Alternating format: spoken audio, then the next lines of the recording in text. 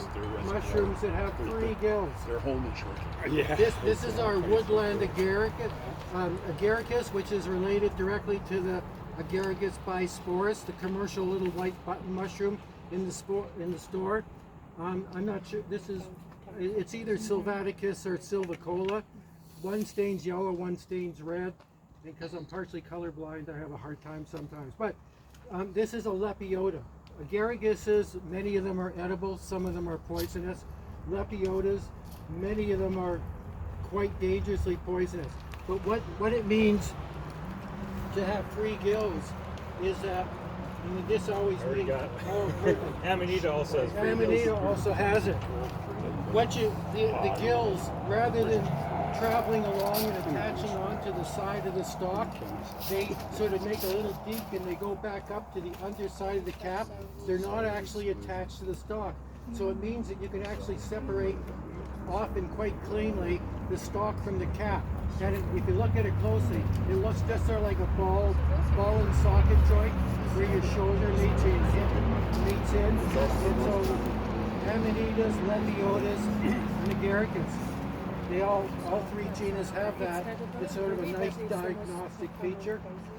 Basically, the book's gill attachment is a big feature used. So they're free, they're attached, and then they go right up to the stem. You can see or it they're here. decurrent, running down, and then variations in between. But the decurrent just means they're like a chanterelle. The gills run down the stem. False chanterelle. Gills decurrent. Gills are attached, but they're little ribs coming down the stem. And then the free ones are typically those white spored amanitas. Attached. Good example of attached. They come right up and touch it. And the other, on the subject of gills, is spore color, gill color. So in a mature mushroom, you can often see if it's going to be dark or light spored. So we have the two examples, the Stropharia hornmanii and the Agaricus, very dark gills, likely to have dark spores. You take the spore print, you take the cap off, cut it if it's a tough one, and then put it onto a piece of white paper and a piece of dark paper, and the color of the spore print can be very diagnostic in narrowing down what you have. It'll be a bar in the key that you're looking at. On the same topic of gills, often the books will talk about whether the gills are close or crowded or well spaced. Here's a nice sample of something where the gills are what they would call crowded. They're really tight together. I don't know if there's anything here that's got them well spaced, but it's hard to, when you read it in the books, it's nice to sort of see a sample of what they're actually talking about. These Less crowded. Yeah, crowded.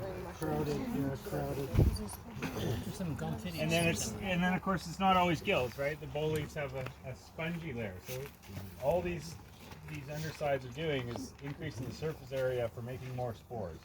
So the sponge is comprised of a whole bunch of little tubules. The tubules, the spores are produced. On the gills, it's how do you make more surface area? They do it with gills to get more spores. Polypores are many pores, many tiny little pores that are hard, not soft like a boll leaf. And then we have tooth fungi, which we don't have very many good examples of here, other than the big Echinodontium, which is more of a polypore that's behaving like a tooth fungus. But hedgehogs that are named because of the spiny little things on the underside. Can you talk about the chicken of the woods since we're talking about polypores? Polypores, yeah. The chicken of the woods is one of the few culinary polypores that's annual. So it's produced. In this case, this is Latiparus sulphureus, which is chicken of the woods. Generally refers to several species. This is our most common one, and this is conifer. Latiparus conifericola used to be sulphureus. Conifers, it Then grows we on got conifers. furious. Chicken of the woods. People are always so delighted to see it, and it's one of the first mushrooms. It's so easy to identify. It's an annual polypore. You'll see last year's around it, even when they're not fruiting, and it looks like somebody left some toilet paper on the ground because they turn bleached white. But look on the stump, you'll see able to make out this. This one's a little old. The way you're advised to cook it is you just cut the outer few centimeters and cook that up. Very mixed reports from me. I've had it cooked and mixed with chicken, cubed in a nice white sauce, and couldn't tell the chicken from the Kypros. It was fine. And then I was the guy who brought a truckload home one time and put it in everything, and like it just ruined everything. and it made it all taste bitter and gross and gave me the runs. So I don't eat this mushroom. It's not. Got done with that one. Yeah, been there, done that. Try it. You might like it. You might spend some time on the toilet. Well, It's and I got think a higher than average incidence of GI upset. GI upset is the worst of it, but who wants to have gastrointestinal issues from eating food? It's a good one to eat a tablespoon. I mean, some Mexican food, but it might be worth it if it's really good. But these aren't really good, so I generally stay away from this. And otherwise, polypores are the workhorses of the forest. They're breaking down cellulose and lignin. These are very tough materials that trees and vegetation is built of. The fungi have compounds, acids that can break down the lignin and cellulose, releasing that, turning it into soil,